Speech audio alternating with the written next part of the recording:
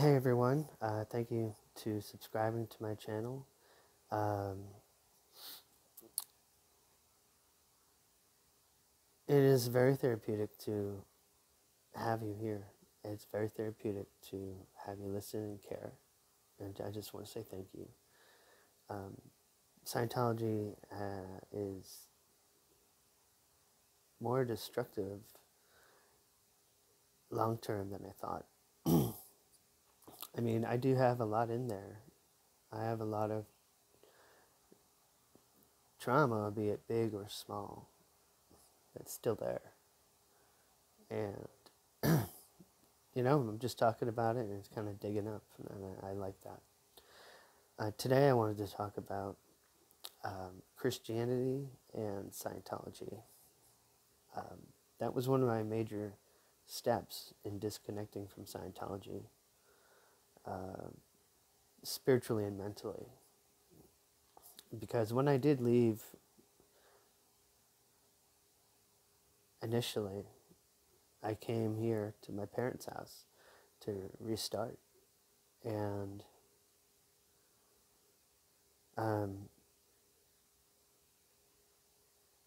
I still had it though in my head.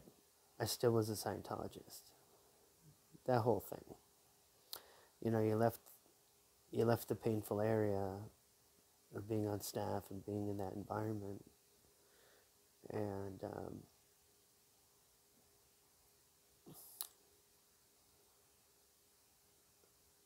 what about spiritually though? What about mentally? Are you disconnected that way?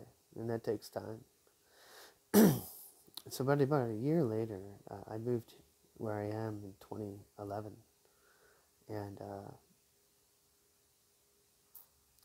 about a year later, I met my wife.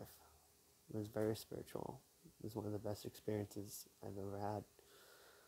And, I mean, she is, to be quite honest. And she was Christian. Her faith is unique. Her faith is real. She's shown me many times her gifts with the Holy Spirit, and she made me into a Christian through her love and through her patience, care, and my own contemplations, my own prayers, my own cultivation of it. I have some spiritual experiences as well as a Christian.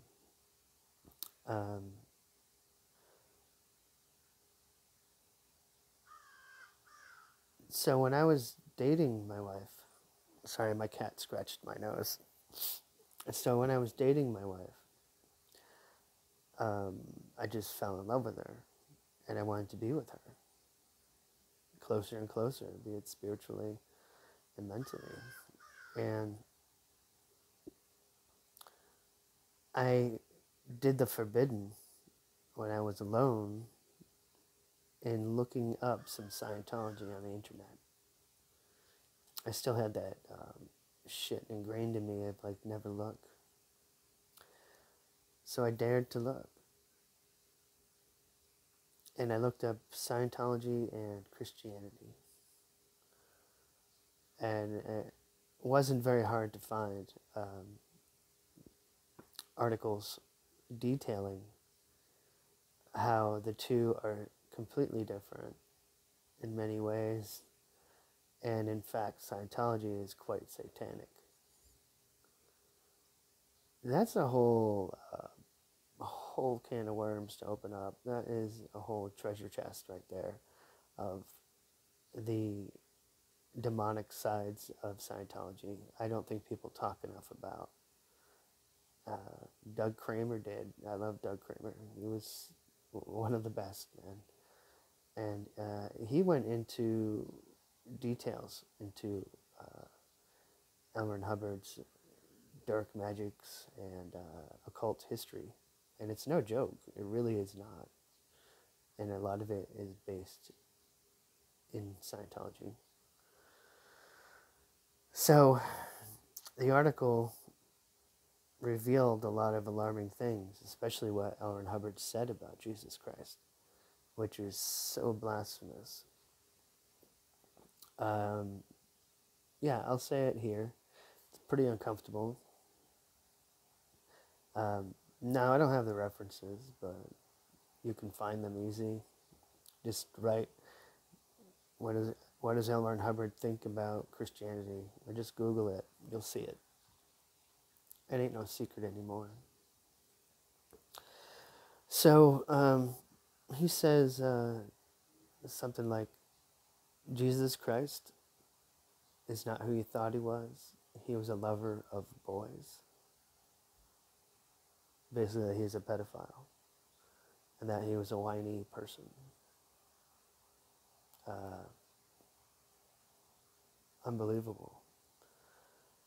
And, you know, despite what I think about Jesus Christ and what others think, you know, I'm not here to combat that. I do believe we all have our own things we witness, and we have our own roles to play. And I'm not judging anybody, anything, you know. So just don't worry. I'm not Mr. Righteous. I am the only one saved. Bullshit. I've been through that ringer, and it's not really where I want to go, what I'm about. So I just want to say that. You know, you can be atheist, you can be whatever, you can be satanic, you know, if you want to listen and try to understand the other viewpoint. Cool.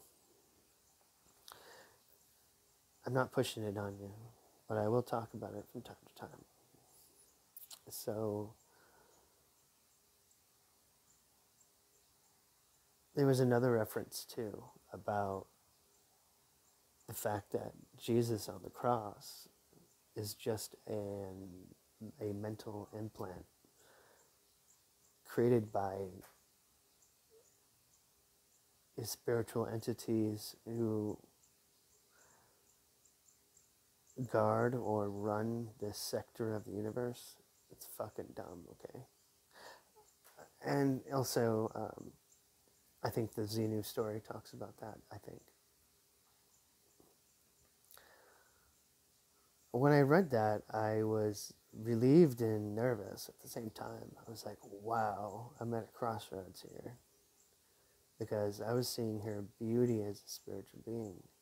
And her, well, she's beautiful as it is, but she really demonstrates in her soul love for Jesus and love for God. And her gifts show that. I wanted to be there. I felt safe. I felt hope, and I began to commune with the Lord through prayer. It's a beautiful thing. And long story short, I began to study and understand the mechanics of Jesus Christ sacrificed himself. Why? Not just the story of this is what he did, but the mechanic of how does Jesus' sacrifice, death of himself, cleanse the sins of other people. And I always struggled with that, but I got my answer, and when it just started snowballing from there. And trust me, I had a lot of challenges, a lot of strange things happen. Schizophrenia, be it a gift and a curse. It's got me in all kinds of enlightenment and trouble. So I wanted to keep this a little brief. I'm going to talk about this probably more, of course, with my wife. We're going to, again, I've been saying this, but at some point we're going to get together and do a video. I would love to answer any questions you guys have. it gives me material. I like to be able to read your question and give it an answer to the best of my ability. Yeah, don't be shy. Thank you for listening, and have a great day. Thank you.